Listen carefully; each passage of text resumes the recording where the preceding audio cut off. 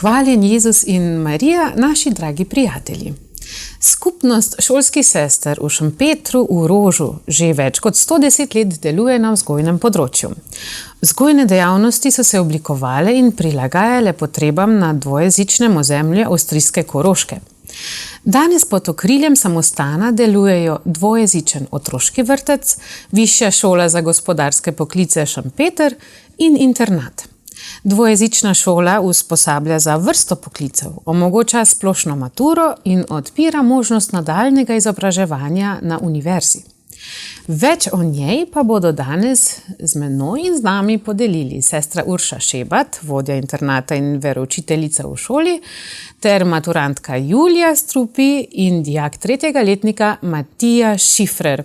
Torej, prav lepo vas pozdravljam tukaj v našem studiu v Mariboru. Me veseli, da ste nas obiskali iz avstrijske Koroške. Je bila pot naporna? Ne preveč, dolga predvsem. Dolga predvsem, ni bilo velikih zastojev. Ja, tako veseli nas, da ste tukaj. Zdaj, vi ste nekako katoliška šola, pa bi morda začeli pri samih koreninah te šole. Sestra Urša, šolske sestre ste kdaj prišle v tiste kraje in se odločile, da bi pa tamle odprle šolo?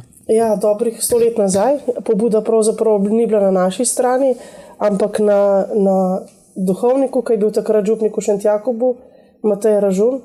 On je nekako zagovarjal oziroma rekel, da vsak narod mora imeti priložnost, da se izobražuje, da se kulturno, narodnostno krepi, tako da ima svojo šolo. In da je to edina priložnost, da lahko nek narod napreduje v tem slovenskem narodnem duhu. Zato je ustanovil šolo. Takrat je bilo ta Koroška zelo razburkana, tako zgodovinsko ozadje, če ga se spomnimo na to, da je bil takrat glih tisto odločanje glede plebiscita, je sledilo in je bilo zelo, zelo težko obdobje. On pa je bil tako pogumen, da je ustanovil slovensko šolo, ker je rekel, da je za srčno kulturo potrebna tudi izobrazba. No in tako je, ker seveda sam je bil župnik, dušni pastir, slišal pa je, da v Mariboru šolske sestre zelo dobro delajo in je zato prosil šolske sestre v Mariboru, da bi tudi one prišle in one vodile to šolo. Tako da pobuda je bila na župniku Mateju Ražunu, ki je ustanovitelj šole, takoj pa so prišle šolske sestre iz Maribora in one začele z to vzgojno dejavnostjo. Najprej so bili to nižje razredi osnovne šole, potem so bili vojni časi, so iskale različne oblike, celo sestre so bile preganjene, so mogli zapustiti svojo lastno ustanovo v času druge svetovne vojne, potem pa res po težkih žuljih in zelo napornem času mogle na nek način odkupiti svojo hišo, da so lahko začele potem po vojni spet z vzgojno dejavnostjo. Tako da ja, cela paleta različnih stvari, ampak res občudujem te sestre v vseh teh časih, kako so bile tudi odprte Bogu, kljub vsem težkim preizkušnjam, da so vedno najdli nek način, kako odgovoriti na potrebe človeka vsakega časa in na nek način priti naproti družinam. Ja, lahko rečemo, da v duhu naše ustanove so vedno iskale možnost, kako pomagati dekletu, da postane dobro dekle, kako pomagati odrastati kot ženska, kako postati mati in kako graditi dom. Tako da ogromno mladih, ki so prišli v različne programe, tako gospodinjske tečaje, potem 3-letne šole, 1-letno šolo, potem zdaj na koncu že več kot skoraj 30 let že Višja šola za gospodarske poklice Šentpeter. Ja, in vedno znova iskale načine, kako odgovarjati na potrebe človeka. Ja. Zagotovo je ta šola zanimiva prav iz tega vidika, da gre pri vas veliko, da ste na to šolo za življenje. Torej, da ni samo to neka izobraževalna ustanova kot taka, ampak ima veliko tudi drugih elementov, o katerih bomo danes tudi spregovorili. Pa naj še dam besedo na začetku, torej Matija, ti prihajaš iz Gorenjske. Ne? Zdaj govorimo, ta šola, vaša šola se nahaja na avstrijskem Koroškem. To pomeni, nemško si verjetno moral znati ali ni treba? Nemščino sem jaz znal samo v osnovi na začetku. Sem hodil na nemščino v osnovni šoli. ampak naprimer v našem razredu je tudi veliko učencev, ki niso imeli te osnovne nemščine na začetku in smo itak začeli čist od začetka z samimi osnovami nemščine. Zdaj v 3. letniku, ki smo se pa že malo navadili, smo se že kaj naučili, imamo pa tako, da imamo en mesec slovensko govoreč pouk, pa v drugem mesecu imamo pa nemško. In to funkcionira, to preklapljanje jezika? Prvi mesec smo se mogli še malo navaditi, ampak mislim, da se bomo navadili. Se boste navadili. Kaj pa je drugače tebe pritegnilo k tej šoli? To Mene je le preko meje, a ne? To je le druga država, če tako rečem. V bistvu to me je tudi malo pritegnilo, da sem malo šel stran od doma. Drugače pa bi rekel, da to raznolikost šole, kar dobiš raznoliko znanje na veliko različnih področjih, kot so ekonomija, gospodinjstvo, pa splošna matura tudi, kaj dobiš. Ki potem z njo dejansko imaš vsa vrata odprta tudi v Sloveniji. Ja, veliko vrat imaš odprtih, ne samo kot gimnazija s splošno maturo, ampak imaš še tudi poklicni del. Poklicni del, ja. Julija, tudi ti si iz Gorenjske in si se odločila, kaj pa je tebe pritegnilo, da obiščeš šolo, torej Višjo šolo za gospodarske poklice Šempeter? Ja, meni recimo definitivno ni bilo všeč to, da bom mogla iti od doma, ampak sem se pol s časom navadila in je bila ena fajn preizkušnja, da vem za naprej, da želim ostati v Sloveniji doma, da se tam najbolj počutim. Ampak definitivno mi je bil pa glavni razlog za to, tako kot je tudi Matija povedal, vsi ti poklici, ki jih dobimo, splošna matura, vso široko znanje, ne samo na teh osnovnih področjih šole, ampak tudi izvenšolske stvari, ki jih delamo še pač v prostem času. Se mi zdi tudi veliko je, zelo rada pojem, da tudi imamo pevske vaje, da te svoje talente razvijamo. Ja, in se mi zdi tako v bistvu eno tako prijetno okolje, ki se mi je, ta vtis sem dobila že na informativnem dnevu in pol se je to v bistvu sam uresničil, ker sem prišla na šolo in z vsakim letom je bilo boljš. Tako se mi zdi, te talenti, ki jih spodbujajo na šoli, no, mi veliko pomeni. Tudi na začetku, kar omenimo, dan odprtih vrat, še preden, da ne rabimo to hraniti do konca, ampak dan odprtih vrat imate letos 13. 14. november. Tako je, ja. Je tako? To je en četrtek popoldan in petek dopoldan. Četrtek popoldan predvsem zato, da staršem tistih, ki se zanimajo, ni potrebno vzeti kakšnega dopusta, ampak seveda, ker imamo tudi internat in naša šola poteka večji del tudi v popoldnevih, smo se tako organizirali, da lahko pridejo četrtek popoldan ali pa petek dopoldan. Aha, tako da tudi po popoldnevih imate recimo pouk, ne samo dopoldan, ampak... Ja, tako je. Veliko je pouka popoldan. Pa vam pa še ustreza tako? Ne vem, kot... Mislim, predvsem se je treba navaditi, ker v Sloveniji to se mi zdi ni toliko pogosto. Je naporno, ampak se mi zdi, da itak drugačne gre, ker ena prednost šole je to, da recimo ob petkih popoldanskega pouka ni, zaključimo ob enih pouk, zaradi tega, da smo lahko čim prej spet doma in da imamo tudi vikend, da preživimo z družino, s prijatelji. Zato se tudi med tednom malo dalj potegne pouk, pa ker je toliko praktičnega pouka, ga moramo nekam zbasati in pač pol to pride popoldne. Tako pride, ne? Ja. Zdaj, sestre ste prisotne od vsega začetka. Koliko vas je trenutno tam? Imate tudi svoj del, samostan? Del je, ne? Tako, ne? Ja, sestre so bile na začetku samo sestre, ki so vse učile. Ali pa imele vrtec, tako da zunanjih učiteljev na začetku ni bilo veliko. Tako da vse te naše starejše sestre, smo 12 sester v skupnosti, večji del starejših sester, tako zelo fajn sestre, razumevajoče, one vse so šle skozi šolo, točno vejo, kako so mladi, čeprav so zdaj druga generacija, ampak ker imajo res veliko razumevanje. In že sam pristop je zelo lepno. Tako da seveda sestre so zdaj naše duhovno ozadje, brez njih ni ničesar in jaz verjamem, da tudi njihova prisotnost, njihovo molitveno življenje res pomaga tudi vsem tem mladim, da pridajo skozi in so njihovo neko ozadje, a ne neko duhovna spodbuda, ki ves čas v naši ustanovi je. Veseli smo, da imamo lahko vsak dan doma sveto mašo, prihajajo okoliški duhovniki, tudi kakšni dijaki ali pa domačini se pridružijo. Sicer pa, Kako pa dijaki sprejmate recimo prisotnost sester pri pouku, v šoli? Kako vi to sprejmate? Kako vam se to zdi? Mene v bistvu nikoli ni motil, kot da ne bi opazil. Ne opaznite. Mislim, se mi zdi, meni je ful všeč, Ne, je všeč, ker ne, včasih ja. srečamo kakšno sestro na hodniku in so nas vedno tako veseli, nas tako lepo pozdravljajo, ali pa na dvorišču grabijo listje, pobirajo jabolka in ne vem, tako, meni je lepo, da so naše babice okrog. Včasih kakšna sestra vpraša kakšnega dijaka, če je treba hlače zašiti. Rekel, ne, to je moda. Ja, zdaj je tako, da v šoli sem samo še jaz poučujem. Predtem pa ja, so bile tudi druge sestre, ki so bile, ne vem, učile italijanščino, verouk, tudi druge predmete, gospodinjske, kuhanje in tako naprej. Ja, bile ravnateljce. Ja, zdaj pa žal sem sama, ampak ja, še vedno pa so sestre naše. Pa prisotne tako ali drugače. Ja, res dobro ozadje, vse naredijo, kar lahko. Ja.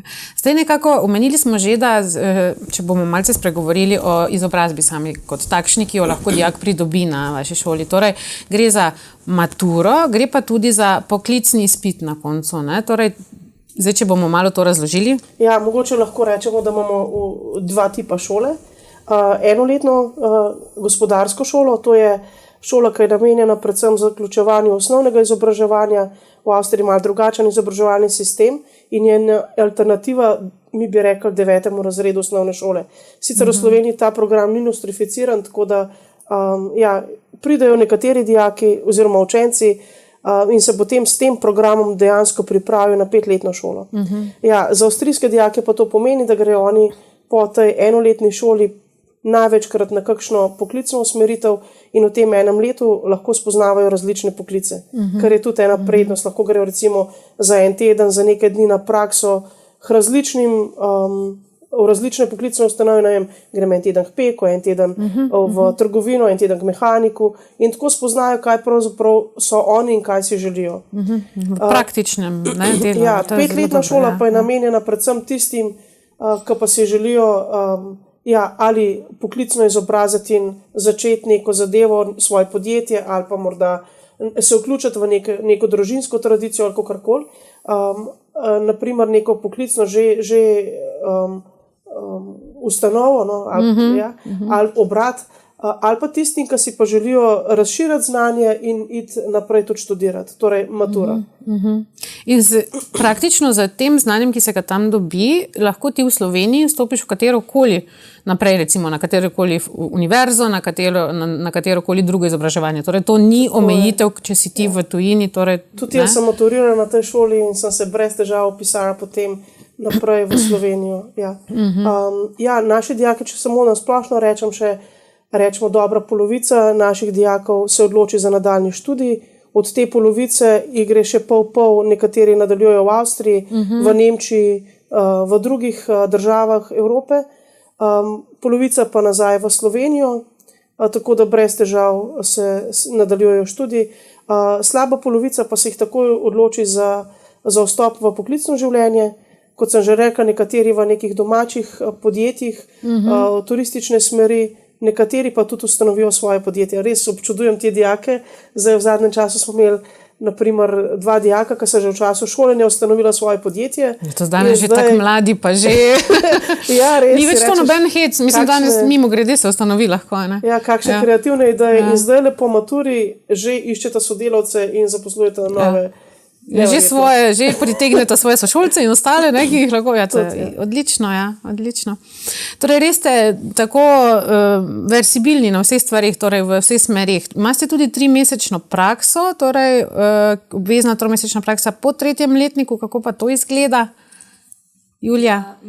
Po 3. letniku moraš iti nekam na prakso, zdaj priporočeno je v tujino, se pravi zame kot Slovenko v nemško govorečo državo, da se tega jezika še bolj navadim, ker tam si pa res primoran govoriti nemško, ker noben ne zna tvojega jezika. Tako da pouk se je zaključil zame en mesec prej in sem s 1. junijem začela delati v Nemčiji. Tam sem bila 3 mesece do konca avgusta, začetka septembra. Ja, in v bistvu ta praksa je obvezna, je pogoj, da pristopiš potem v koncu 4. letnika k izpitu iz kuharstva in strežbe. Ja, in v bistvu je ful ena dobra izkušnja. To znanje, ki smo ga čez 3 leta v šoli pridobivali o strežbi, kuhanju, pol v bistvu tam sam pokažeš, kaj znaš, nadgradiš in pol v 4. letniku še pri izpitu pokažeš svoje znanje, ki si ga v vseh teh letih s prakso in z vsem skupaj izpilil. Ja.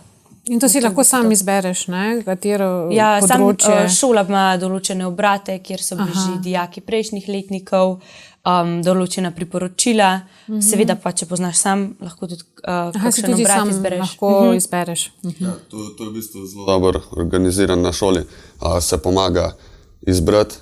Imamo eno knjigo, kjer so že napisali prejšnji dijaki, kje so že bili, kakšna priporočila imajo, kako je bilo njim, kaj priporočajo. Zdaj, jaz se to leto se moram prijaviti, v bistvu sem se že. In se tudi zelo pomaga glede učiteljev, če imajo kakšne veze. Pri nemščini se bo učiteljica pomagala v bistvu napisati življenjepis, prijavo, da se to vse skupaj naredi, pa da se to pravilno naredi. Matija, je skrivnost, kam si se prijavil? Jaz sem se prijavil v Schloss Hotel v Felden. Schloss Hotel. Pa to je tisti slavni Schloss Hotel? A res? Ko smo ga lahko gledali tudi na televiziji. A tako? Sva se s prijateljem prijavila, on je v bistvu se bolj odločil, jaz sem šel sam zraven njega. Lepo povedano, nisem to. Sva se sama organizirala, malo pred ostalim, ampak eni so se že malo prej odločili, ker v bistvu rabijo se prej odločiti, ker imajo, ne vem, kakšne posebne pogoje, da se že novembra, naprimer, izbere delavce, eni pa šele kasneje. Zato so mi mogli malo prej.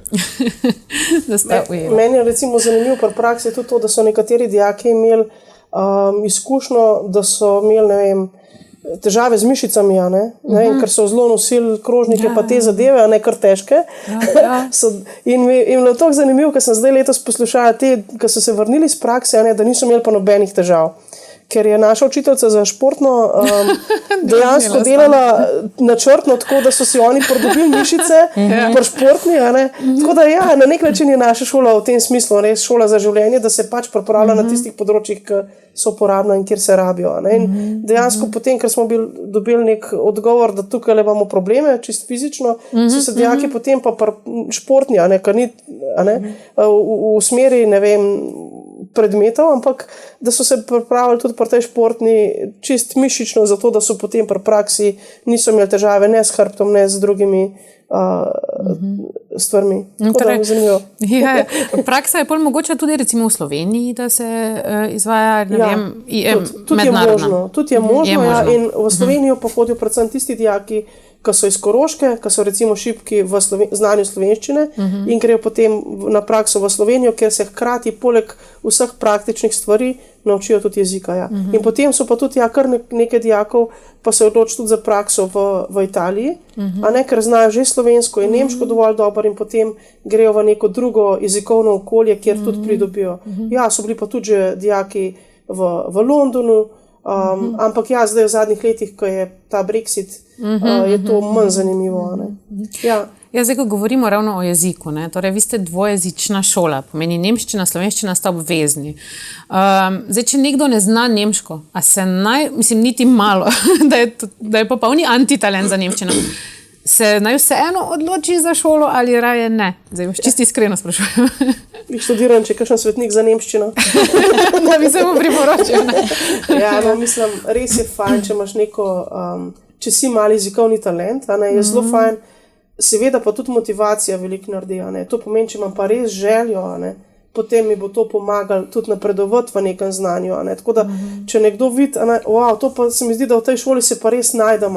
Je to tako velik motiv, da jaz verjamem, da se zna tudi prebrodati mogoče neke relativne ocene, ki jih imam odprej, ker me to motivira in si tega želim. Tako da jaz bi rekla, da ta vidik ni tako pomemben, da je bolj pomembno to, jaz vidim, ta šola bi bila pa za mene, nekako vidim, da bi mi nekaj prinesla In če je to, jaz verjamem, da se da premostiti tudi vse ostale ovire, kam se mi zdi, da so. Drugače pa je šola tudi zelo močna v jezikih. Nekatere vse se je možno učiti, torej rekli smo nemščina, slovenščina, zagotovo. Ja, in poleg teh dveh predmetov sta obvezna tudi angleščina in italijanščina. Obvezna sta? Ja, in iz vseh 4 jezikov pravzaprav lahko tudi maturiraš, ali nemščina ali slovenščina, potem pa si lahko izbereš med angleščino in italijanščino, nekateri pa vzamejo tudi oboje, ker jim pač oboje leži. Ampak je tudi velik poudarek na jezikih, tako da se mi zdi, da če si čist antitalent za jezike, bo kar kriza, ker še vse 4 jeziki niso kar tako, no. Ja, to verjamem. Malce moraš le imeti žilice. Ja. No, imate pa tukaj v teku šolanja, torej se lahko naredijo tudi dodatne kvalifikacije. Ne? To so tudi nekako zunanje izobraževanja možna. Ne? Zdaj, jaz sem prebrala mladi poznavalec sirov, mladi barman in mladi sommelier. To so kar takšni, čudovite stvari, ne? Ampak mladi sommelier. Šola in alkohol. Ne, kako to funkcionira? Ampak je pa del poklica, ne? Konec konca. Ja, tako je. Ja. Mogoče, no. Ja, jaz sem naredila vse 3 kvalifikacije. No, pa imamo tukaj eno izkušnjo. Tako da je v bistvu ena ful fajna stvar, ker se res veliko še dodatno naučiš od samega besedišča v nemščini, recimo, ker izpit poteka v nemščini.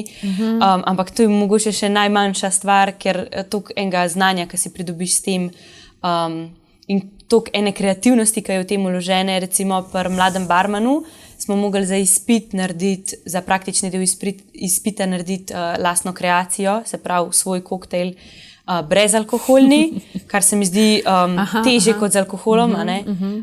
In ja, je bilo ful kreativnosti tle noter. Potem pri sommelijih spoznaš vina Avstrije, Slovenije, celotne Evrope, Francije, Italije, tako tudi ena zelo zanimiva stvar, ful enega znanja, ful novih obzorij in meni so bila vse 3 kvalifikacije zelo, zelo všeč. Kako dolgo so trajale tole?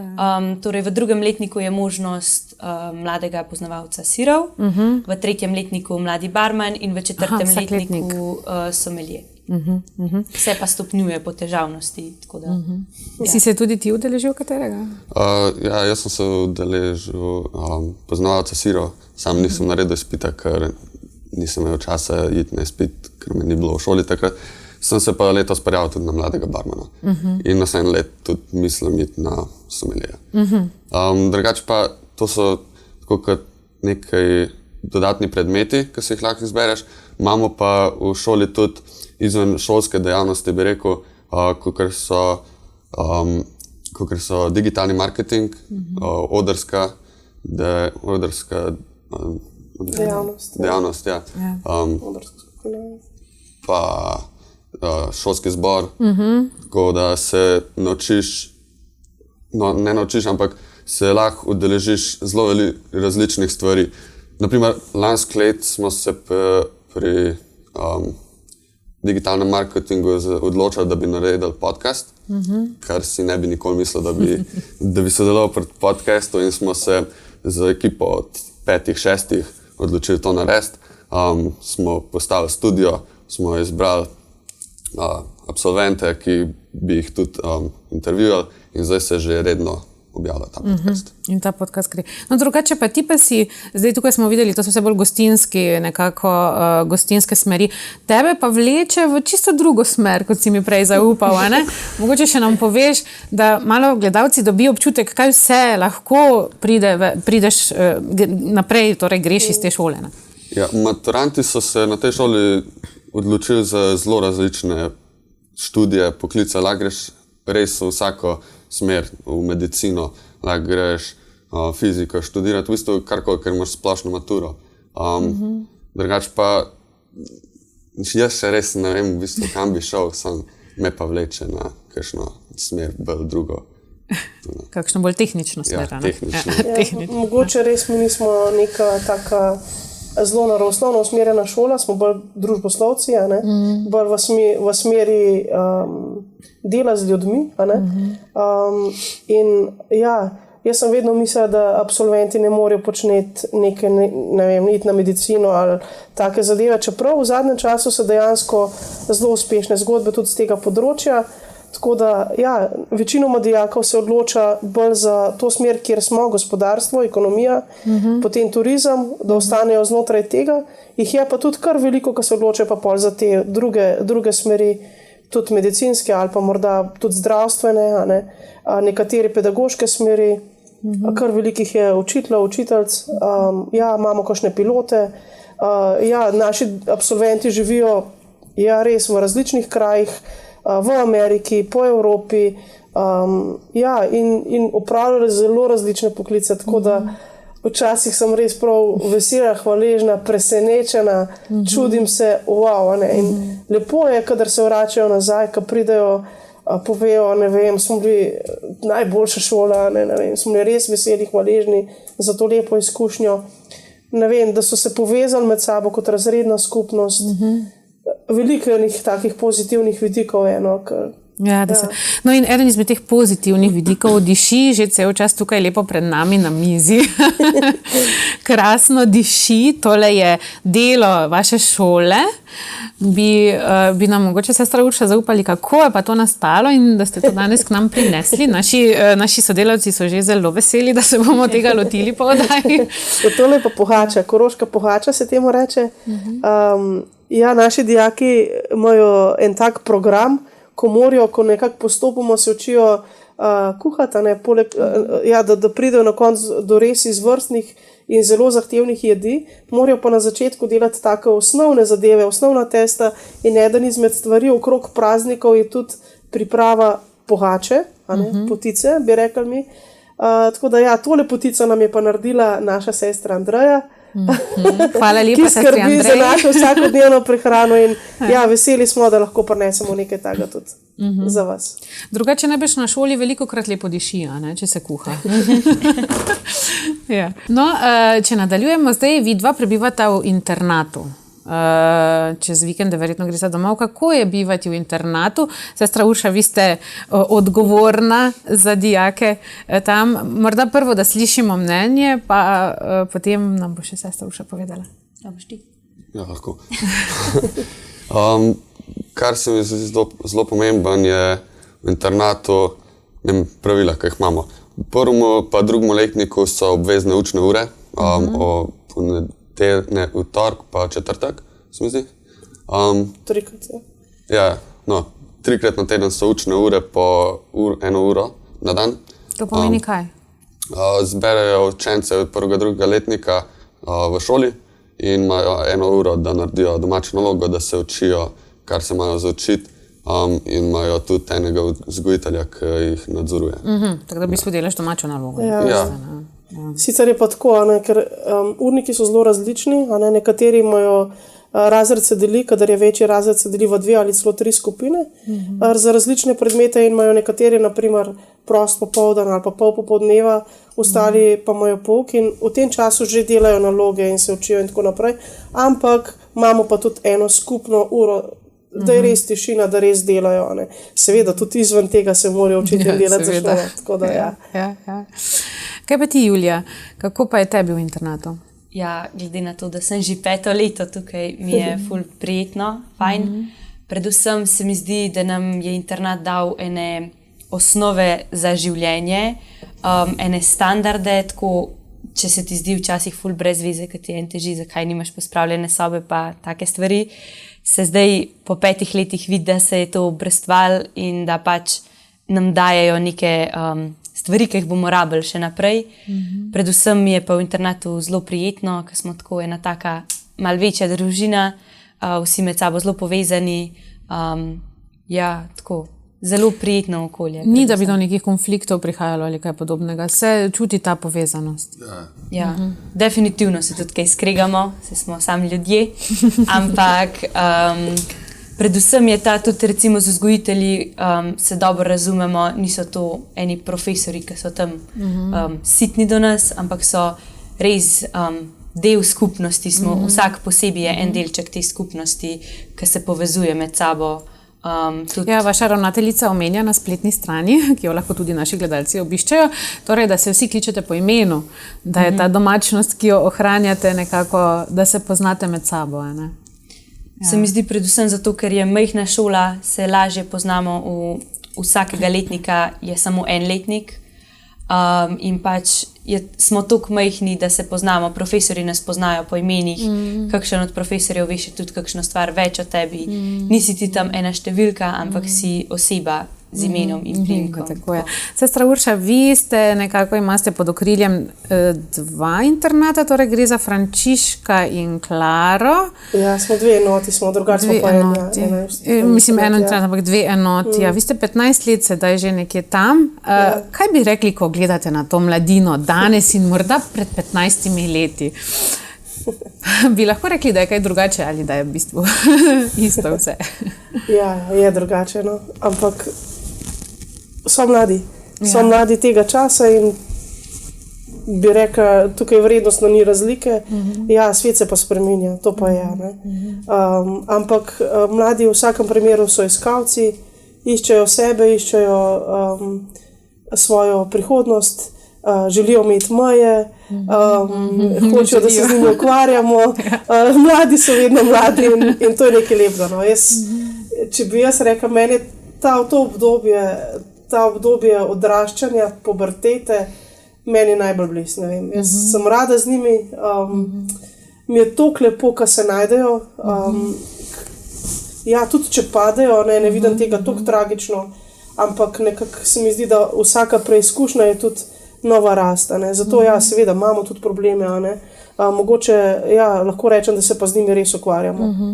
Res sem hvaležna za našo vzgojiteljsko ekipo, tudi za ekipo učiteljev, ki jim je pomemben človek in dejansko, če se le da, iščemo in skušamo odgovarjati tudi na te vidike življenja. Ampak seveda, mladi so tisti, ki iščejo in ja, sem vesela, da lahko tudi skupaj z njimi iščemo rešitve, kako kakšno stvar, tudi kakšno krizo prebroditi, kako jo osmisliti in stopiti korak naprej. Tako da ja, jaz sem vesela, sem res hvaležna za to poslanstvo, meni je to zelo velik dar, da sem lahko tukaj in ja. Kaj pravite, sestra Urša je odlična za vodenje. Ja. No, torej, vaša višja šola za gospodarske poklice Šentpeter ima ravno to posebno tudi katoliško noto, da malce spregovorimo o tem. Zdaj v Sloveniji imamo veliko škofijskih gimnazij in tako naprej. Tukaj se pa le zlivate iz 2 različnih okolij, recimo to slovensko okolje, avstrijsko okolje.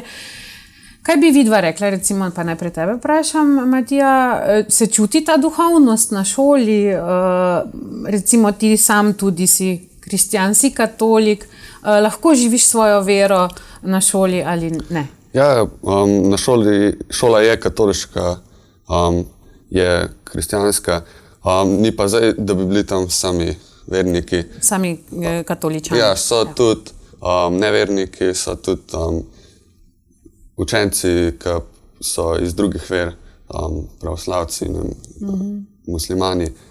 Tako da ni samo za ene, je pa res, da kar veliko jih je pa katoliške vere. Tako da to gre. Julija, tudi ti si morda v teh 5 letih, morda tudi kaj duhovno zrasla, prav s pomočjo šole. Definitivno se mi zdi, da se to zelo podpira. Meni mogoče ena najlepša stvar, najbolj pomembna tudi so te šolske svete maše, ker so vedno lepo obarvane s petjem, potem razna večerna srečanja, kjer skupaj zmolimo, recimo, če je naslednji dan kakšen težek test, take stvari, veliko se poje in pač s tem slavi in tako se mi zdi, da je to kar prisotno v našem vsakdanu.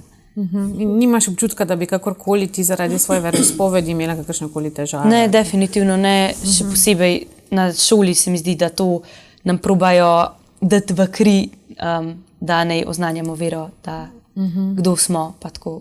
Da ste ponosni kristjani in izpovedujete svojo ljubezen do Boga, da tako rečemo. Tako, ne pa, da bi to rabili skrivati, zatirati. Zdaj, sestra Urša, vi tudi učite verouk. Torej, v gimnaziji oziroma v tej šoli imajo izbiro verouka ali kako je s tem? Ja, mi smo katoliška šola in je to nekako že v našem DNK-ju. Pač pri nas ni to na izbiro, ampak je. Torej vsi, ki se nekako deklarirajo, da so katoličani, za njih je obvezen verouk. Vsi ostali, ki pa nimajo svoje veroizpovedi, imajo pa obvezno etiko. Lahko pa tudi izbirajo. Ne vem, tisti, ki so brez veroizpovedi, se lahko odločijo, da bojo hodili parač k verouku kot pa etiki. Ampak nekaj od tega je obvezno za vse. To je v Avstriji zdaj zakon. Tako da ja. Sicer je pa tako, katoliška šola pomeni na nek način zrak, ki ga dihamo. Ni zdaj le, da bi nekaj ekstra izpostavljali ali kakorkoli, ampak na nek način je to pri nas prisotno. Mi smo to je to mi smo in ni, da bi nekaj zdaj umetno delali, ampak ja, veliko stvari je tudi z versko vsebino, ne vem, recimo tako kot je Julija rekla, šolske svete maše, ki jih je kar ne vem, jih skoraj 10 v letu, ki so prav posebej oblikovane vsak razred. Pridejo vsi dijaki na vsi dijaki, vsi učitelji, takrat pač skupaj oblikujemo, ponovadi s kakšnim razredom se posebej pripravimo na to in oblikujemo. To je hkrati za nas tudi priprava na praznike. Pri vas imate malo več praznikov, kot pri nas v Sloveniji? Ja, je tako? To je kar lepo. Ja, so pa tudi druge dejavnosti, ne vem, kjer je to objeto. Naprimer, na začetku šolskega leta gremo s posameznimi razredi na duhovno srečanje, kjer se bolj poglobimo v neko določeno temo, imamo tudi kakšne goste, potem hodimo na romanja, ne vem, prvi letnik gre v Asizi, drugi letnik v Rim, tretji letnik oziroma od tretjega letnika naprej v Krakov. To so pač te ekskurzije, ki so povezane z veroukom.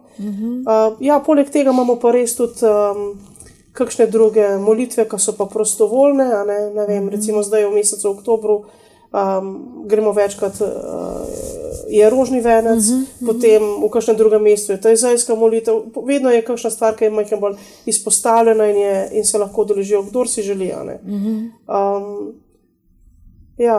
Zagotovo ste pa torej, ravno to je lepo, ker ste vsi povezani in vsi skupaj sodelujete na ta način. Je pa nekaj zanimivo, da tale vaša šola se nahaja tudi, dajmo malo zdaj opisati našim poslušalcem in gledalcem, kje se zdaj vi nahajate, ker koliko sem jaz slike videla, je to eno zelo lepo okolje, ena čudovita narava, to ni neko mesto, neka industrija, že to dviguje duha konec koncev takim mladim. Pa malo pišemo, kje se to pravzaprav nahaja, kje je pa ta torej Šempeter v Rožu. Ja, res, ne vem, lokacija je čudovita. Mi smo za Karavankami, torej za karavanškim predorom v Rožu. Ja, ta južni del Koroške je sestavljen iz 3 dolin, Rož, Podjuna, Zila, in mi smo nekako v osrčju. Ja, na podeželju. Tudi, ja, seveda te javni prevozi niso tako idealni, zato si pomagamo tudi z organiziranim prevozom za dijake, ki prihajajo iz Slovenije. Tako da v nedeljah zvečer pripelje bus dijake iz Slovenije, ki prihajajo pa s subvencioniranim prevozom do Jesenic, potem pa v petkih zopet nazaj. Ja. Tako da se malce navozite. Ampak lepo pa je, kaj vidva pravite, vam ustreza takšen tip šole, ki je malce odmaknjena, ki ni recimo v mestu, ker nimaš na vsakem mestu kafič, recimo gostilno, vam ustreza? Meni ustreza, ker narava je lepa, ampak res pa je, da včasih se malo zdolgočasam, ker nimam glih iti za ven, ker naprimer Filah, Beljak ali pa Celovec sta kakšno urco stran sploh z javnim prevozom.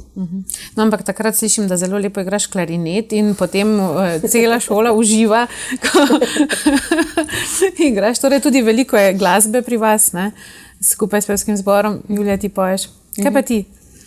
Meni okolje super ustreza. Tudi doma sem v taki okolici na vasi in mi je v bistvu ful prijetno. Se počutim še bolj domače, ker okrog so travniki, njive, velikrat gre kakšen traktor mem, cesta ni toliko prometna kot v enem središču mesta Je res, da je trgovina malo oddaljena, ampak se mi zdi to samo ena velika prednost. Veliko je pa narave, tako da popoldne res se trudim vsak dan, da grem na en vsaj krajši sprehod v naravo, ker mi to veliko pomeni in v bistvu mi je ta okolje veliko bolj prijetno kot v osrčju kakšnega mesta. Sama oddaljenost pa tudi ni preveč daleč od doma. Iz Ljubljane je to 1 ura z avtom. Tudi povezava, ki jo imamo, organiziran avtobus, pa vlak je v bistvu super povezan, tako da ni spet preveč. Tako da se nekako gre skozi. Ne? Torej, še enkrat ponovimo, dan odprtih vrat 13. in 14. november so vsi dobrodošli, torej predvidevam starši s svojimi otroci. Ja, seveda vsi osmošolci, devetošolci, ki se zanimate za nadaljnje izobraževanje, dobrodošli, da pridete na obisk, na en izlet na avstrijsko Koroško. 1 kilometer od avtoceste smo oddaljeni, tako da prevoz je res najmanjša težava. Ja, lahko pa vam morda nekaj prinese odgovorov, morda najdete vašo novo šolo, morda boste se lažje odločili, kako naprej. Če pridete na obisk, vidite šolo, še nič ne pomeni, se lahko odločite, tako da res dobrodošli tisti, ki se zanimate, da nas obiščete četrtek popoldan ali petek dopoldan v novembru. Tako. Tudi pri vas je šola začne malce kasneje v septembru, ne? Torej ne s 1. septembrom, ampak nekje na polovici. Ne? Tako je, tam nekje okrog 10. septembra, običajno v drugi ponedeljek v septembru in se tudi konča pol malo kasneje. Seveda imamo pa tudi veliko praznikov, počitnic, tako da ja, majčkan drugačen sistem je, ampak približno je enako število šolskih. Kakšna pa je kapaciteta dijakov? No, morda o tem nismo še nič povedali, da si lahko predstavljamo, koliko je to prvih letnikov, zdaj 1, 2? Ja, en razred vzamemo zaenkrat. En razred. Je to, ja. To pomeni, da jih je lahko tudi več kot 30. V tem primeru se potem dijaki razdelijo pri posameznih predmetih v 2 skupini, tako da sta. To je res lušno, no? Če tako pogledaš, ne, ko smo imeli po 4, 5, 6 razredov prvi, ampak to je pa res potem osebno 1 na 1 dejansko za profesor pa res te pozna, ne? Za razmisliti, torej vabimo vse tiste mlade, vse, ki trenutno nas bodo spremljali, če se odločajo, ne, so zdaj 9. razred, se odločajo, kam bi šli, naj vas pridejo pogledati, ne, so prav lepo povabljeni. Torej govorimo šola za življenje. Kaj pa se tebi zdi, kaj boš ti odnesel v svoje življenje iz te šole? Jaz bom odnesel kar veliko stvari. Kar se mi najbolj zdi glede šole, se mi zdi zelo pomembno računovodstvo, prehrana, kuhanje, pa nasploh ta praksa, ki jo bom pridobil v 3. letniku, se mi zdi zelo pomembna, da lahko že vstopaš v prvo službo, ko je po maturi. Drugače pa bi tudi odnesel izven šolske dejavnosti, kot sem rekel, digitalni marketing, kjer se učimo delati reklamo za šolo, kjer sem se naučil delati podcast, smo se odločili, kot sem že omenil. Pa tako, v bistvu res različne stvari. No. Kaj pa ti, Julija? Jaz pa predvsem veliko enih lepih spominov, nekaj tesnih prijateljstev, ki upam, da bojo ostala do konca življenja, ker se mi zdi, da smo se res povezali, ki smo se skupaj najdle. Pa polnega znanja, uporabenega čisto iz vseh področji, se mi zdi, iz vsega en delček, pa je veliko vsega skupaj na koncu. Ja. Tako da to, ne? In en prijeten spomin na prijetno vzdušje, ki je vladalo med vami. Ja. Sestra Urša, kaj bi pa vi rekli, ko tako gledate te dijake? Kakšno popotnico jim želite potem, ko gredo enkrat naprej v življenje? Ja, predvsem jim želim, da bi ga res napolno živeli, da ne bi vegetirali, ampak da bi dejansko najdel sebe, da bi najdel tisto, kar oni so, se odločili in pogumno odšli v življenje. To si najbolj želim. No, da bi bili eni srečni mladi ljudje, da bi razvili svoje talente, to, kar jim je podarjeno in da bi našli tudi svoje mesto. Da bi odgovorili tudi na svoj tisti poklic, ki jim ga je Bog položil v srce. Pred oddajo smo omenili, torej, da malce rečemo za reference, koliko je teh vaših bivših dijakov po svetu in drugje, morda nam malce zaupate, kje vse delujejo, s čim vse se ukvarjajo. To so pa res take zelo različne stvari. Nekateri, ki so šli študirati, so postali doktori znanosti, nekateri, ki so piloti, drugi, ki so se preselili na drug konec sveta, odprli svoje firme, nekateri že v teku šolanja uspešno nadaljevali neke družinske zgodbe, ali pa morda odšli na študij, tudi v kakšne druge poklice. Vsega smo veseli pravzaprav. No. In potem, kar gre naprej, a ne? In vesela sem, tudi kadar se vrnejo. Vsako leto imamo seveda tudi kar nekaj srečanj absolventov, ki se spominjajo svoje 5., 10., 15., 20., 30. obletnice mature, pridejo nazaj in potem povajo, pridejo svojo družino, če so na obisku v okolici in predstavijo otrokom, kam so hodili v šolo. Tako da lepo je slišati vse te zgodbe, no, res.